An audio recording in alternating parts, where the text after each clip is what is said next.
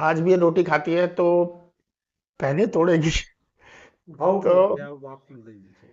पहले तोड़ेगी तो ये पहले मेरे को खिलाएगी। हम्म। कहना चाहूंगा मेरे को मेरे जीवन में मेरे जीवन साथी बहुत ही अच्छा मिला है। नमस्कार दोस्तों, मैं संदीप तोमर और आप देख रहे हैं खुलासा न्यूज। खुलासा देखो बिना ब्रेक, लाइक शेयर पे दियो अंगूठा टेक। दोस्तों, करवा चौथ को लेकर हमारी सीरीज आप देख ही रहे हैं, उसी कड़ी में आज एक ऐसी जोड़ी से मिलवाएंगे जिनकी जो जीवन कथा है अब तक की वो सुख से भरी है, तो दुख ने भी उसे घेरा है। लेकिन दोनों का जीवन गाड़ी के दो पहियों की तरह है। एक पहिए का थोड़ा एक पहिया कमजोर हुआ है, लेकिन फिर भी दोनों पहिए अपना काम कर रहे हैं और जीवन संघर्ष में आगे बढ़ रहे हैं। इस पंक्ति के साथ शुरुआत करूंगा कि कभी खुशी के संग हम झूले, कभी गम ने हमें घेरा, कभी हाथ में सब कुछ आया, कभी खाली रहा सब डेरा। फूल खिले मन की बगिया में, फिर मुरझाना हर बार रहेगा। इस जीवन में सुख दुख का आना जाना हर बार रहेगा। जी हाँ, मैं आपको मिलवा रहा हूँ हरप्रीत सिंह जी से। स्वागत है आपका हरप्रीत जी। और शिल्पी जी जो उनकी धर्म पत्नी है। तो सबसे पहले तो आप दोनों को आज करवा चौथ की शुभकामनाएं मेरी ओर से। और बहुत प्यारी आपकी जोड़ी है, लेकिन जैसा मैंने बताया, सुख और दुख जीवन के दो ऐसे पहलू हैं कि वो हर एक के जीवन में आते हैं। ये समझे कि आपके जीवन में एक सुख का पहलू थोड़ा कम रहा, और जब दुख आया तो ऐसा आया कि बहुत लंबा वो चल ही रहा है, लेकिन फिर भी सैल्यूट आपके पहले ही कर रहा हूँ आपके संघर्ष के। आप दोनों का जो संघर्ष है कि आप उसे मिलकर गाड़ी के दो पहिए, जैसे मैंने बताया, एक पहिए की हल्की सी कमजोरी के बावजूद मिलकर निभा रहे हैं। तो इस दृष्टि से बहुत महत्वपूर्ण है, और मैं एडवांस में आपको सैल्यूट कर रहा हूँ। अब मेरा सवाल है, हरप्रीत जी आपके पास आऊंगा कि आपकी जो शादी हुई वो कब हुई? इधर में देखिए, ये तो डेट मैंने अपने लिए लिखी है। डेट ध्यान है? जी 2022 में 22 में। 22 अप्रैल को अच्छा। हुई थी। एक तो फिर इधर दिखाओ। अभी जब हम 2022 में। अनौपचारिक रूप से इंटरव्यू शुरू कर रहे थे, सॉरी, तो वाह। 2002। देखिए तो अभी फिर इनकी बात तीन। चल रही है। और भाभी जी जो यहाँ मौजूद है, इन्होंने बताया है। पहले भी ये पूछ कर आए थे, मैंने पूछा कि भाई थोड़ा होमवर्क कर लेते हैं, तब भी ये पूछ के आए थे कि सिल्वी हमारी जो है शादी कब हुई थी है। 2002 में। तो गम तीन इतना हुई बढ़ थी। गया है कि शादी की जान नहीं रहती है। शादी की डेट हुई। खैर मैं बता देता हूँ, आप बता दीजिए कब हुई थी। आपसे पूछ रहा हूँ। 2003 में हुई थी, 22 अप्रैल। 22 अप्रैल जी, 22 अप्रैल 2003 को आपकी जोड़ी बनी थी विधिवत रूप से। वैवाहिक संस्कार में आप बन गए थे। इससे पहले एक पहलू है, थोड़ा संक्षिप्त में उसमें जाऊंगा कि आप इस पर थोड़ा हैरान भी होंगे, लेकिन प्यार तो प्यार है। आपकी जो है लव मैरिज हुई, जैसा आप बताया। हाँ जी। तो ये सिलसिला कैसे शुरू हुआ? दिल्ली में आप रहते थे, हाँ जी। आपका परिवार जो था, अब आप रुड़की में है कई मैं सालों से, मैं- और इस हादसे के भी शिकार हुए, वो सब चीजें अलग से हम बात करेंगे। लेकिन तो दिल्ली में जैसे आपकी सिस्टर आप बता रही थी, तो वहां आप दोनों ने एक दूसरे को देखा और ये सिलसिला शुरू हुआ। हाँ जी। तो फिर क्या हुआ? ये मेरी छोटी सिस्टर की फ्रेंड थी। अच्छा। तो फिर एक दूसरे से रोज मिलते थे, बात करते थे। हम्म, बस ऐसे फ्रेंडशिप हो गई थी। हम्म, फ्रेंडशिप हमारी 5 साल के करीब चली थी। हम्म। फिर उसके बाद हमने 2002 में शादी कर ली थी। कोर्ट मतलब मैरिज। हाँ जी। अच्छा। फिर उसके उनका भी बाद सही ध्यान है, 2002 में की हाँ थी। जी। फिर उसके बाद ठीक है। घर वालों घर ने वाले राजी नहीं थे तो कोर्ट हाँ जी। मैरिज कर ली। हाँ जी, फिर घर वालों ने गुरुद्वारे में फेरे करवाए थे। चलिए, मतलब फिर जो है पक्की शादी होगी, घर वाले मान गए। हाँ चलिए, ये जी। तो एक सुखद पहलू रहा। जीवन का गुजरा, आप रुड़की शिफ्ट हो गए। हाँ जी। अब दोस्तों मैं बताता हूँ, जो मैंने शुरू में पंक्तियां कही।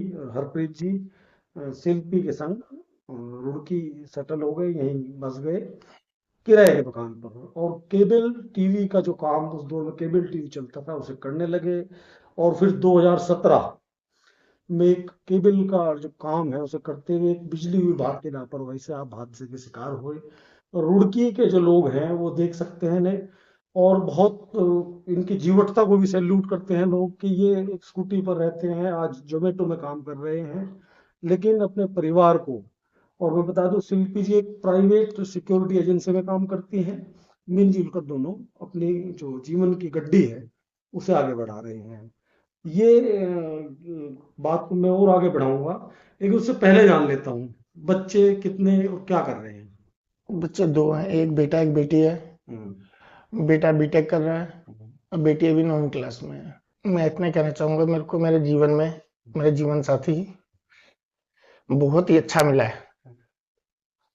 मेरा इसने पूरे जीवन में एक पल भी साथ नहीं छोड़ा है। जब मेरा एक्सीडेंट हुआ था, मैं हॉस्पिटल में था, जितना समय भी मैं हॉस्पिटल में रहा हूँ, इसने मेरा एक पल के लिए भी साथ नहीं छोड़ा। यानी हर चीज का इसने मेरा ख्याल रखा और आज तक रखती आई है। आज भी ये रोटी खाती है तो पहले तोड़ेगी भाव तो को क्या बात नहीं दीजिए। पहले तोड़ेगी तो ये पहले मेरे को खिलाएगी। पहली बाइट मेरे को देती है, फिर बाद में लेती है अपने मुंह में। अच्छा, ये भाभी जी क्या पसंद है खाने में? घर में बना हुआ खाना मतलब सारा ही कुछ खा लेते हैं, ऐसे नहीं, कुछ कुछ स्पेशली जैसे कुछ हो? दाल चावल ज्यादा पसंद है खाने में। हम्म, और जिमीकंद की एक सब्जी होती है, वो इनकी बहुत फेवरेट रहती है चावल के साथ में। अच्छा। या तोरी की सब्जी इन्हें बहुत पसंद है। हम्म, तो वो आप इन्हें जब भी मन करता है रेगुलर वो बना लेते हैं? हाँ, इन्हें क्या पसंद है? चलिए, आप ये तो आपके लिए बना देती हैं, कुछ आप बाजार से कभी ले आते हो? हालांकि स्थितियां कोई एकदम से इतनी बाजार अलाउ शायद ना करती हो, करती भी हो तो भी। इसको मंचूरियन खाना पसंद है। अच्छा, आज सारे राज खोल दीजिएगा आप बिल्कुल। मंचूरियन खाना इसको पसंद आता है। डोसा है तो ये कहेगी फिर रेस्टोरेंट में गरम गरम खाएंगे तब अच्छा लगता है, घर लाके इसको अच्छा नहीं लगता है। बाकी वो घर बेकार हो हाँ जाता जी। है। मैं भी इसका बस एक दो चीजें हैं जो ये खाती है पसंद से बस। और क्या जीवन में क्या चलता है? जीवन मेरे इसके होने के से ना बहुत आसान हो गया है। आज मेरे को लगता नहीं है कि मैं अपाहिज हो गया हूँ। या कभी महसूस मत कीजिए। कभी इसने मेरे को इस चीज का आप महसूस एक नहीं पहिया हो थोड़ा दिया। मैंने कहा कि कमजोर हुआ है, लेकिन दूसरा पहिया तो मजबूत है। वो जिम्मेदारी तो निभानी रही है ना। जिंदगी में ना एक जीवन साथी अच्छा होना बहुत जरूरी है। बहुत जिंदगी आसान हो जाती है। ये बात सिर्फ महसूस करी जा सकती है, बोलने में आसान है, मगर एक जीवन में ना जीवन साथी एक अच्छा मिल जाए ना बहुत आसान हो जाएगी जिंदगी। मेरे को लगता नहीं था कि मैं जी पाऊंगा। कौन कह देगा कि जिसके हाथ नहीं है वो कमा के 2 पैसे घर पे ले आएगा। आज भी मैं इतनी दाल रोटी लायक सही, दूध लायक सही, थोड़ा बहुत सहारा तो मैं करता ही हूँ। इस लायक बनाया इसी ने मेरे को। इतनी हिम्मत इसने मेरे अंदर डाल दी मैंने थी। देखा आपने जो एक इंटरव्यू मैंने आपका किया था लगभग 4 साल हो हाँ गए, जी। शुरुआत में नहीं किया था। तब इसी ने घर शुरू किया था चलाना, मेरा तो काम बंद पुराने हो चुका। मकान में थे आप, एक हाँ खुली जी। जगह थे ना? तब तो मेरा नौकरी छोड़ दी थी, उन्होंने हटा दिया था काम पे से मेरे को कि कौन रखेगा मेरे ऐसे आदमी को काम पे, तो कोई नौकरी देता ही नहीं है। ये तो जोमेटो वालों का शुक्रिया है कि उन्होंने मेरे को आज कमाने खाने लायक बना दिया है। चलिए, जोमेटो का धन्यवाद कीजिएगा दोस्त। जोमेटो का बहुत बहुत धन्यवाद है कि आज भी उसने मेरे जैसे आदमी को काम पे रखा है। ये तो मेरे को कंपनी ने निकाल दिया था। अच्छा, ये स्कूटी आपने एक मॉडिफाई इस तरह से कराई उसने है? करवाई थी। वो आपने ही कराई? तो उसमें ये टेक्नोलॉजी जो पूरी है कि जैसे हाथ से दिक्कत है दोनों हाथों से, तो वो उसके ब्रेक स्पीड वो सब आपने अपने हिसाब से, या कैसे की सलाह ली? सलाह तो नहीं ली थी, मतलब क्या होता था कि ये डिपेंड हो गए थे। अब जब एक अच्छा खासा आदमी हो जो पूरा घर संभाल रहा हो, अपनी मर्जी से जी रहा हो, हम उसे एक पिंजरे में अगर बंद कर दें तो वो कितने दिन तक जिएगा। मैं कभी भी ऐसा नहीं चाहती थी कि मतलब इन्हें घुट घुट के रहना पड़े। चाहे जिंदगी थोड़ी हो लेकिन अपनी तरीके से जीने वाले ये शुरू से थे। ये मतलब बंद के रहने वाले नहीं थे।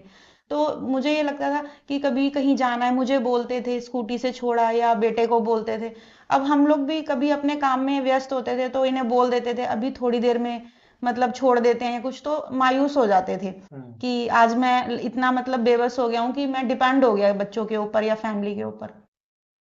तो मैंने सोचा कि ऐसे तो चलेगा नहीं, काम तो मतलब कुछ सोचना तो पड़ेगा।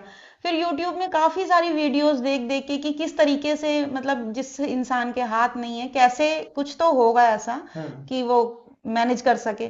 फिर हमने एक वीडियो देखी थी कि उसमें एक लड़की बिना हाथों के भी कार चला रही थी। अच्छा। हाँ, तो उसने स्टेयरिंग पैर में करवाया, ब्रेक वगैरह सब करवाया हुआ था, और मतलब वो पैरों से स्कूटी चलाती, वो कार चलाती है। तो वो साउथ की कहीं की लड़की है थी, और उसको गवर्नमेंट की तरफ से भी मतलब उसका जो मान्यता दी गई थी कि वो सड़क पे आराम से स्कूटी वो कार को ड्राइव कर सकती है।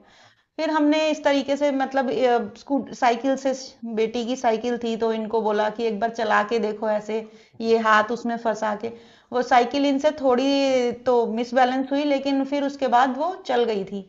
फिर हमने एक मतलब यहाँ पर थे, उनसे बात की, स्कूटी का काम करते थे जो, और उन्होंने वो बोला कि अगर हम इसे ऐसे ऐसे करें, उन्होंने भी अपना दिमाग लगाया और ब्रेक वगैरह पैर में दे के उसको सही से बनाया। फिर कारीगरी का उस देख है इंडिया। स्कूटी को हमने 2 दिन तक, ये डीएवी ग्राउंड है यहाँ पर, मतलब इनसे खूब चलवाई। ये हमेशा बोलते प्रैक्टिस कराई। हाँ कि गिर जाऊंगा मैं, गिर जाऊंगा। तो मैं एक ही बात बोलती थी कि अब ये सोचो कि तुम्हारा नया जन्म है और बच्चा अगर चलता है तो वो 10 बार गिरता है, लेकिन उसके माँ बाप ये नहीं कहते कि अब तू चल नहीं सकता, तू एक जगह बैठ जा।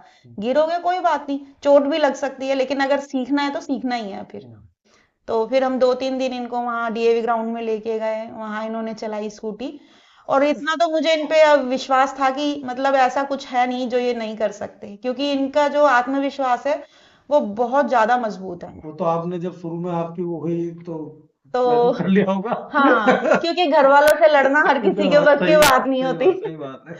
तो बस फिर इन्होंने स्कूटी चलानी सीख ली थी। फिर घर के छोटे मोटे काम जैसे सब्जी लाना, ये लाना, शुरू शुरू में डर लगता था कि भीड़ भाड़ में नहीं चलेगी, लेकिन हो गया था उसके बाद। एक समय की बात है, मेरे को आज भी याद है। मेरे को ना इसके पीछे बैठ के जाता था मैं स्कूटी पे, कहीं जाना होता था तो एक दिन इसने कहा था कि मेरे को तुम्हारे पीछे बैठना अच्छा लगता है। मैंने कहा था इस जन्म में तो शायद नहीं हो पाएगा। कहती नहीं, मैं करके दिखाऊंगी। वाकई में वो बात सच हुई है। आज ये मेरे पीछे बैठ के कुछ जाती है। मैंने देखा है। तो आप जब ये शायद ड्यूटी जा रहे थे, सिक्योरिटी है ना, हाँ तो जी, एक दिन मैंने ध्यान किया शायद ऐसे ना, आप ही बैठा कर ले जा रहे हाँ, हाँ थे। ये ले जाते हैं। कई बार छोड़ ले जाता जाते हूँ हैं ना। ना। अब तो मतलब ये है कि मुझे बिठाना हो, बच्चों को भी लेके जाना हो कहीं, अब तो नॉर्मल जैसे आदमी स्कूटी चलाते हैं और लोग वैसे ही स्कूटी चला अच्छा, लेते हैं। हमने आपका जब इंटरव्यू किया पिछला, तो आपके एक कोई रिलेटिव थे दूर के, शायद न्यूजीलैंड से, हाँ, उन्होंने कुछ सहायता की थी, हाँ क्या जी, कितनी कुलविंदर सहायता भाई की थे। थी? उन्होंने न्यूजीलैंड में रहते हैं वो। उन्होंने मेरी मदद करी थी। वीडियो देखा होगा हाँ तो। जी, उन्होंने न्यूजीलैंड से मेरे को 50,000 रुपये भेजे थे उस वक्त मेरे को। मतलब वहाँ हाँ की जी, करेंसी उसके साथ। हाँ जी, मेरे को इंडिया में उन्होंने 50,000 रुपये भेजे थे। उनसे बहुत मदद हुई थी। उस वक्त हमारा हाथ इतना टाइट था कि कहने की बात नहीं थी। हम टिफिन का काम करते थे घर। टिफिन का दुकान, काम था तब। हाँ जी, तो ये घर पे ही खाना बनाती थी, तो मैं और मेरा बेटा बाहर जाके खाना दे के आते थे। हमारा हाथ बहुत तंग था, बहुत। उस कोविड का टाइम भी चल रहा था, तो घर कोविड पे। मेरे ख्याल तक शुरू ही हुआ था हाँ जी, लगभग। हाँ जी, उस समय हमारी हालत, घर की हालत बहुत बुरे हो गए थे। तो आपका जब आपने इंटरव्यू दिया था, शायद उन्होंने देखा था वहाँ, तो फिर उनका फोन आया था, फिर उन्होंने मेरी हेल्प करी थी चलिए, तब। अच्छा, एक इंसिडेंट आप बता रहे थे इधर, मैम ने बताया मुझे कि बिजली विभाग से एक आपको साइन कराया गया कि आपकी वो हेल्प करेंगे इस तरह से कुछ, हाँ जी, तो क्या बेटर हुआ? मेरे को कुछ टाइम पहले फोन आया था। उन्होंने मेरे को पूछा था, शिल्पी ने उठाया था फोन कि हरप्रीत जी जिनका ऐसे ऐसे इस टाइम में एक्सीडेंट हो गया था, बिजली से करंट लग गया था, तो वो भी हैं। वो तो भी हैं? हाँ, तो फिर ये पूछा? हाँ जी, यही बोला था। तो गौर तलब कीजिएगा दोस्तों, ये पूछा कि हरप्रीत जी हैं, मतलब आप शब्द समझिएगा क्या पूछा गया। खैर, तो उन्होंने पूछा है, तो फिर उन्होंने मेरे को फोन किया, तो मेरे को दिया फोन। मैंने कहा हाँ जी, मैं ही बात कर रहा हूँ हरप्रीत। तो कह रही है अच्छा आप अभी हो या। मैंने कहा हाँ जी। लेडीज फोन था। हाँ जी, तो फिर मैंने बोला कि मैं हूँ जी अभी। तो कह रहे कि अच्छा आपको कुछ कंपनसेशन बिजली की तरफ से मिल सकता है, तो मिलना होता है वो आपको हमने देना है। तो आप एक बार यहाँ आ जाइए, गंग नहर, जो ये बीटीगंज में सिविल लाइन में जो गंग नहर का थाना है, उसके सामने एक कॉम्प्लेक्स है, उसके ऊपर उनका ऑफिस है। फिर मैं वहाँ गया, उन्होंने एक एप्लीकेशन लिखी पूरी कि हाँ भाई आपको इतना तक कंपनसेशन मिलेगा। तो मेरे को कहते हैं यहाँ पर अंगूठा लगा दो, पैर का अंगूठा लगवाया हाथ से। फिर मैंने साइन भी कर दिए थे दोनों हाथ से एच लिख के। फिर उन्होंने कहा कि आपको हम फोन करेंगे। 8-9 महीने तो हो गए, मैं वो फोन नहीं आया। नहीं, मैंने किया 1-2 बार, पता भी किया, तो वो हमेशा ही कह के टाल देते हैं कि अफसरों की अभी बदली हो रही है, अभी आपकी फाइल नहीं आई है। मगर कोई किसी ने मेरी सहायता करी मतलब नहीं। ये दोस्तों कुल मिलाकर हमें लगता है कि ये एक डाउटफुल मामला है अपने आप में। मैं कहूँगा इसकी तो जांच होनी चाहिए। जैसे सी कॉम्प्लेक्स में ऑफिस बता रहे हैं, हमारी नॉलेज में तो नहीं है, हो सकता है हो, तो वहाँ कोई इनसे साइन कराया गया बिजली विभाग का ऑफिस बताकर, अगर है ओरिजिनल है तो साइन कराए गए, एप्लीकेशन ली गई तो एप्लीकेशन गई कहाँ, 8-9 महीने से जब ये फोन कर रहे हैं तो वो मुआवजा मिला क्यों नहीं, ये तमाम सवाल हैं। एक चीज और, मैं अब अंतिम हिस्से की ओर बढ़ूंगा कि अ, अभी क्या, जैसे जोमेटो में जो आप काम कर रहे हैं संतुष्ट हैं या कोई और जॉब की इच्छा इस तरह से, देखो जॉब तो संदीप जी मेरे को कोई दे नहीं सकता। अच्छा जोमेटो में ये है कि मैं किसी और लेवल पर कोई सहायता, जैसे बच्चों की पढ़ाई हो, केबल का मिला तो कोई नहीं बच्चे करता। बीटेक नहीं, उम्मीद कर आप उम्मीद तो करता हूँ कि शायद कोई मेरी मदद कर दे, मगर आज तक कभी कोई मदद करने के लिए आगे नहीं आता है। मैं बस इतना है कि मैं हम दोनों मिलके अपना घर नहीं, चला हम रहे तो हैं। देखिए निवेदन कर सकते हैं, हमारा पहला वीडियो गया तो आपके ही रिश्तेदार हैं, चलिए उन्होंने देखा, भाई हम तो इतने सक्षम नहीं है, लेकिन जो समाज के सक्षम लोग हैं वो किसी भी दृष्टि से अगर कहीं अच्छे और बड़े जॉब के लिए जोमेटो का वैसे धन्यवाद कर रहे हैं, अगर किसी लायक इन्हें समझे या ये सिक्योरिटी सर्विस में काम कर रही हैं, वहां से कुछ और अपग्रेड होकर इनकी सहायता कर सके, ये निवेदन किया जा सकता है। तो एक विषय तो ये हो गया। अब दूसरा विषय ये था, मैं अंतिम है, मैं यहाँ सरकार से ये के पूछना चाहता हूँ कि ये आया जो करवा चौथ आज है, उसके लिए ये अवकाश का गजट नोटिफिकेशन जारी हुआ। इसमें कहा गया, ज्यादा नहीं, ये घोषित किया गया माननीय राज्यपाल जी की ओर से, विनोद कुमार सुमन सचिव जी की ओर से कल जारी किया गया, शासकीय ओब्लिक अशासकीय। मैं इस अशासकीय का जो क्राइटेरिया है मैं समझ नहीं पाया हूँ आज तक, कि जैसे इनके हालांकि अपनी एजेंसी से संतुष्ट हैं, लेकिन ये अशासकीय का क्राइटेरिया क्या है, क्या ये जो प्राइवेट एजेंसीज है चाहे महिला की हो, खासतौर पर चूंकि करवा चौथ की बात है तो महिलाओं के लिए ही ज्यादा सवाल महत्वपूर्ण है, और वैसे सभी जगह ये अशासकीय का क्राइटेरिया क्या है, क्या ये सब पर लागू नहीं होता, खासतौर पर महिलाओं की अगर बात है, करवा चौथ को लेकर बात है, तो ये अवकाश किस श्रेणी में आता है, और कोई विद्वान हो कमेंट बॉक्स में बता सकते हैं। और जहां तक मैंने इनसे बात की तो इनका संघर्ष तो चल ही रहा है, जिंदगी एक जंग है, हर कदम एक नया संघर्ष है उस मुकाम पर, उस स्थिति में ये चल ही रहे हैं। बाकी सहायता का ये खुद नहीं कह रहे हैं, बता रहे हैं, हमारी ऐसी भावना नहीं है, हमारा निवेदन है कि यदि आप कहीं जो भी इस वीडियो को देख रहे हैं तो वो सक्षम है किसी लिहाज से, इनकी जो बालिका है, बच्चा बीटेक हो गया है, उसकी नौकरी के लिए, इनके लिए ना सही उसके लिए कोई विचार कर सके तो कीजिएगा जरूर। बाकी जीवन एक संघर्ष है, चल ही रहा है छायाकार पप्पी भाई के साथ। मैं संदीप तोमर आपको करता हूँ सलाम, नमस्कार, जय हिंद।